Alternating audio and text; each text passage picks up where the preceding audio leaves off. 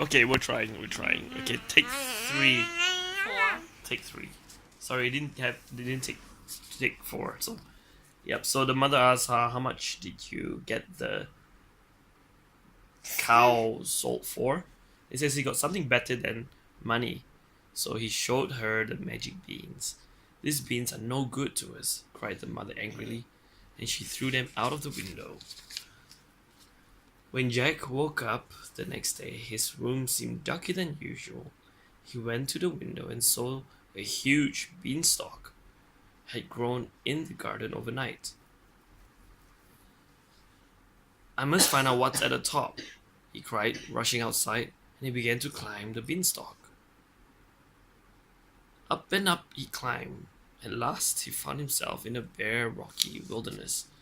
How does climbing up a mountain get him to a bare wilderness? There's no plants or animals to be seen anyway, but a long road led into the distance, and Jack began to walk along it. Toward evening he came to a castle and knocked loudly on the door. "Can you please give me some food and a bed for the night?" Jack asked the woman who answered. "Oh no," said the woman.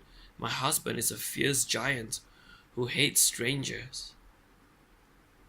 But Jake begged so hard His that name is Jack. Jack begged so hard that she let him in and gave him some supper. Okay, the woman has a husband who is a giant. They never specify whether the woman was a giant, so it's kind of awkward. Just as Jack was enjoying some hot soup, he heard the giant coming. The woman quickly hid Jack in the cupboard. The giant stalked in and roared, "Fee, fi, fo, fum! I smell the blood of an Englishman. Be he alive or be he dead, I'll grind his bones to make my bread." Okay, how does he know it's an Englishman? "Nonsense," said his wife. "There's no one here," and she gave the giant his supper. Okay. When he had finished his supper, the giant bellowed, "Bring me my hand." His wife brought the little hand and put it on the table. "Lay," shouted the giant. Jack peeked out of his hiding place. To his amazement, every time the giant shouted, the hen laid a little golden egg. When he had 12 golden eggs, the giant fell asleep. As soon as all was quiet, Jack crept out of the cupboard, grabbed the little hen, and tiptoed out. Then he ran and ran until he's back at the top of the beanstalk. Quickly he climbed down and took the magic hand to his mother. How pleased she was! "Long ago a wicked giant stole this hand from your father," she said. "Now that we have her back, our worries are over." Okay.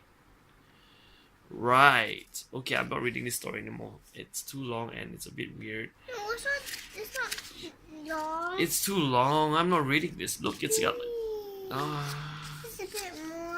Okay, Jack lived happily with his mother for a while, but he longed for an adventure. And one day he decided to climb the beanstalk again.